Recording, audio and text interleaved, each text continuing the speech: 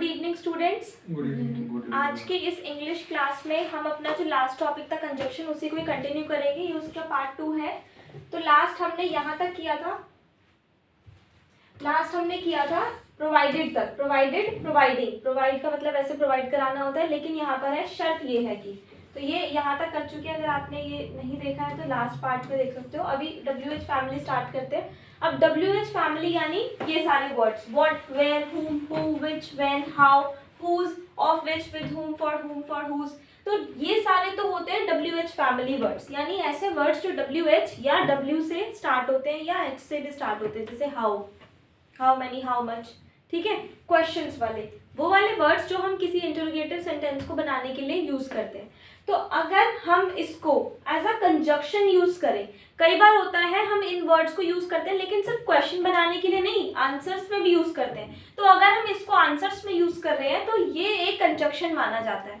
जैसे व्हाट का मीनिंग क्या होता है, क्या, what do you have, what's the matter. But यहाँ पर व्हाट का मीनिंग क्या होगा, जो, this is exactly what I want, कि ये वही है जो मैं चाहती हूँ। तो यहाँ पर व्हाट का मीनिंग क्या हो गया, जो। वेयर का मतलब होता है कहाँ, बट अगर हम वेयर को आंसर में यूज करेंगे तो उसका मतलब होगा जहां। अभी मैं आपको एग्जांपल्स बताऊंगी। whom यानी किसे, बट यहाँ पर क्या होगा कंजक्शन में, जिसे। who की बात करें तो who यूज होता है, who का मतलब होता है कौन, which मतलब कौन सा, लेकिन यहाँ पर क्या है, जो। लेकिन ये जो who यूज होता है लिविंग के लिए और नॉन लिविंग के लिए which का यूज होता है। उसके बाद when का मतलब होता है कब, लेकिन यहाँ पर क्या है, जब। I had played tabla when I was a child, when I was a kid, for example this। ठीक है, तो यहाँ पर क्या हो गया, जब मैं बच्चा था तब मैंने इसको यूज किया था। How, the way मतलब जैसे, whose जिसका, of which जिसका, with whom जिसके साथ, for whom जिसके लिए, from where जहाँ से। तो ये हमने देख लिया कि इनके मीनिंग्स क्या होते हैं। अभी जब एग्जांपल्स देखेंगे तो थोड़ा सा और क्लियर होगा। देखो, जैसे did you here what I said, या फिर दैट आई सेड, या फिर विच आई सेड। तो यहाँ पर क्या हो गया, क्या तुमने सुना जो मैंने कहा। तो यहाँ पर हमने इनको यूज किया, बट ये क्वेश्चन तो है ही नहीं, ये तो एक नॉर्मल अफर्मेटिव सेंटेंस, सॉरी है तो interrogative, but it is not a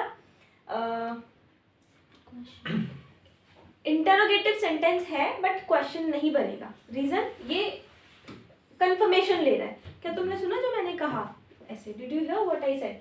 उसके बाद है मैं भी आया जहां से तुम आए। तो यहाँ पर where, even I came from where you came, कि जहां से तुम आए वहीं से मैं भी आया हूँ।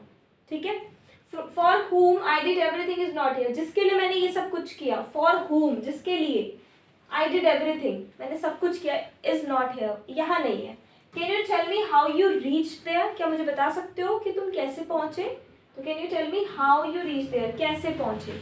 ठीक है, यहाँ पर हाउ का मतलब कैसे भी हो सकता है और जिस तरह से भी हो सकता है। Ram who was with me is my friend. Ram who was with me, who जो मेरे साथ था, जो, है ना। वैसे हु का मतलब होता है कौन, but Ram who was with me is my friend. Pen which I had is not yours, वो पेन जो मेरे पास था वो तुम्हारा नहीं है। Ram is the one whose father is in police, कि राम वही तो है जिसके पापा पुलिस में है। I am the one whose brother was with you, मैं वही हूँ जिसका भाई तुम्हारे साथ था, whose brother. This is the house the roof of which is weak, ये वही घर है जिसकी छत जो है वो कमजोर है। This is the chair the all 4 legs of which are broken, ये वही कुर्सी जिसके चारों पैर टूटे हुए हैं। समझ गए। तो ये सिंपल सा कि हम WH फैमिली वर्ड्स को सिर्फ क्वेश्चंस बनाने के लिए ही नहीं बल्कि एज ए कंजक्शन भी यूज करते हैं। नेक्स्ट है that's what, that's where, that's why, that's how, that's when, that's who, that's which. यानी आगे उन्हीं WH वर्ड्स के साथ आप आगे दैट्स का अगर यूज करते हो तो वो भी एक कंजक्शन माना जाता है। जैसे दैट्स व्हाट यानी यही तो, दैट्स व्हाट आई वांट यही तो जो मुझे चाहिए था। दैट्स वेयर यही तो, जगह के साथ। दैट्स व्हाई इसलिए या फिर तभी तो। दैट्स व्हेन उसी समय तो। दैट्स whom उसी को। दैट्स which उसी को, और दैट्स हाउ इसी तरह तो। That's how I cleared my exam just like this. Okay, तो that's what I was saying, यही तो मैं कह रहा था। That's what you were making him understand, यही तो तुम उसे समझा रहे थे। That's where I am going, यही तो मैं जा रहा हूँ। That's where Ram was standing, यही तो राम खड़ा था। तो इस तरह से दैट्स आपने आगे लगा दिया तो मीनिंग फिर इस तरह से बन जाते हैं। ठीक है, नीचे एग्जाम्पल्स हमें यहाँ पर दे रखा है। That's how I learn, that's how he spoke, that's when I reached, when dad come, that's when even mom turned up. Turned up का मतलब होता है आना, टर्न्ड अप का मतलब होता है आना। For example where was Sita, where was Sita when her parents turned up, कि सीता कहाँ थी जब उसके पेरेंट्स आए, ऐसे। That's who I had scolded, that's which I had kept the book on, that's the boy I had scolded, ये वही लड़का है जिसे मैंने डांटा था। That's the table on which I had kept on the book. So next we have still and even now, ये समझ आ गया। उसके बाद नेक्स्ट आता है स्टिल और इवन नाउ, मतलब अभी भी, आज भी, अब भी, still. I am still studying, मैं अभी भी पढ़ती हूँ। डज राम स्टिल प्ले, क्या राम अभी भी खेलता है। He still meets me, he still meets मी, वो अभी भी मुझसे मिलता है, ऐसे। ठीक है, स्टिल और इवन नाउ, तो इवन नाउ भी लगा सकते हैं, लेकिन एक रूल क्या है कि स्टिल को आपने हेल्पिंग वर्ब के बाद लगा दिया और इवन नाउ को हमेशा एंड में यूज करते हैं कि आई एम स्टडिंग इवन नाउ, मैं अभी भी पढ़ रही हूँ। ठीक है ना, इवन नाउ को कहाँ लगाएंगे, एंड में, और स्टिल को मिडल में, हेल्पिंग वर्ब के बाद मिडल में लगेगा। So next we have while plus first form of verb ING. जब हम एक साथ दो काम कर रहे होते हैं तो हम ऐसे बोलते हैं ना, while eating, I was studying while eating, खाते हुए पढ़ रहे थे। तो आई एम स्टडिंग व्हाइल वॉकिंग, चलते हुए पढ़ रहा हूँ, आई एम स्टडिंग व्हाइल वॉकिंग। यहाँ पर हमें व्हाइल को, व्हाइल के बाद मतलब आईएनजी लगेगा, व्हाइल के बाद जो हम वर्ब यूज कर रहे हैं उसके साथ आईएनजी लगेगा। I am studying while walking. Does Ram eat the food while studying, क्या राम पढ़ते हुए खाता है। He was watching you while talking to me, वो मुझसे बात करते समय तुम्हें देख रहा था। He was watching you while talking to me. तो दो काम जब हम एक साथ कर रहे होते हैं तो we can use while plus first form of verb ING. ठीक है, next we have no sooner had. तो ये काफी इंपॉर्टेंट है, देखो ये काफी नया सा भी होगा आपके लिए। नो सूनर हैड देन, कि हम तो सोए ही थे, बारिश आ गई, मैं तो घर से निकला ही था पर मेरी स्कूटी खराब हो गई। ठीक है, इस तरह से ये एग्जाम्पल आप इसमें यूज कर सकते हो। मैं पहुंचा ही था कि वो आ गए, राम को मैंने फोन किया ही था कि उसका मैसेज आ गया, हम स्टेशन पहुंचे ही थे कि ट्रेन चल दी, हम सोए ही थे कि बारिश आ गई। So no sooner had, start with the no sooner had I reached, मैं पहुंचा ही था, no sooner had I reached then they came, वो आ गए। ठीक है, no sooner had I called Ram then he messaged me, no sooner had we reached the station then the train left, no sooner had we slept then it started raining. तो no sooner had, फिर क्या हुआ था, फिर आगे then लगाना है, फिर क्या हुआ था, समझ गए। तो ये होता है no sooner had plus then. उसके बाद नेक्स्ट आता है as yet, yet till now, by now, so far. As yet, yet till now, by now, so far, यानी अभी तक, आज तक। लेकिन हम इसको यूज कहाँ करते हैं, प्रेजेंट परफेक्ट टेंस में यूज होगा।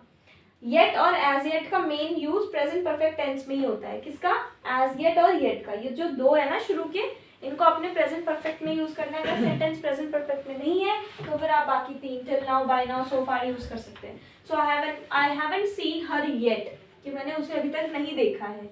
What's the score till now, अभी तक क्या स्कोर है, बाय नाउ, सो फार, एक ही बात है, कोई भी लगा लो, वैसा कोई रूल नहीं है।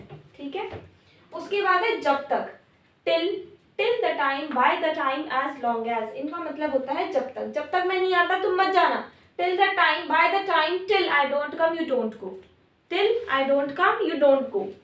Till Ram doesn't come, will not go, जब तक राम नहीं आएगा हम नहीं जाएंगे, राम नहीं आता हम नहीं जाएंगे। We will not eat till Ram doesn't come, कि हम नहीं खाएंगे जब तक राम नहीं आता। By the time he came, I had left, जब तक वो आया मैं जा चुका था, आई हैड लेफ्ट या I had gone. As long as you are with me, I don't care, जब तक तुम मेरे साथ हो मुझे परवाह नहीं करनी, मुझे कोई परवाह नहीं, I don't care. Next we have unless and until. तो अनलेस और अनटिल का यूज होता है जब तक नहीं। अभी ऊपर तो था जब तक टिल, लेकिन अनटिल मतलब जब तक नहीं, जब तक मैं नहीं आता तुम मत जाना, अनलेस आई कम। ठीक है, तो unless I come, you don't go, वही है, बट यहाँ पर नहीं वाली कंडीशन है, नेगेटिव वाली, सेम वही है, उसका ऑपोजिट है अनटिल। ठीक है, टिल, अनटिल। फिर आ जाता है वेदर और।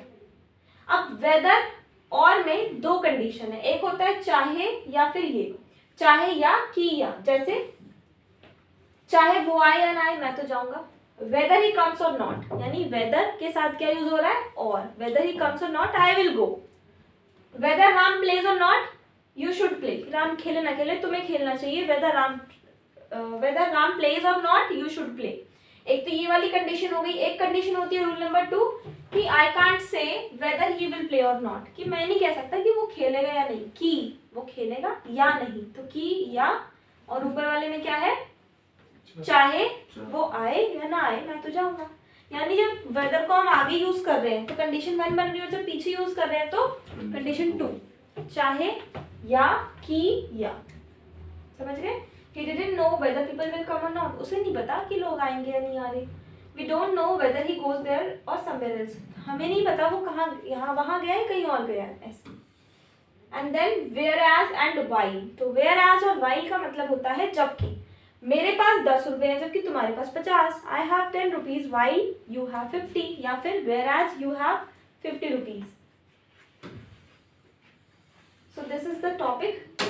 ये फिनिश हो गया आपका कंजक्शन टॉपिक। इसमें इतने कंजक्शंस कर लोगे मोर देन इनफ है, मोर देन इनफ। ओवरऑल सारे कवर किए हैं इस क्लास में, ठीक है।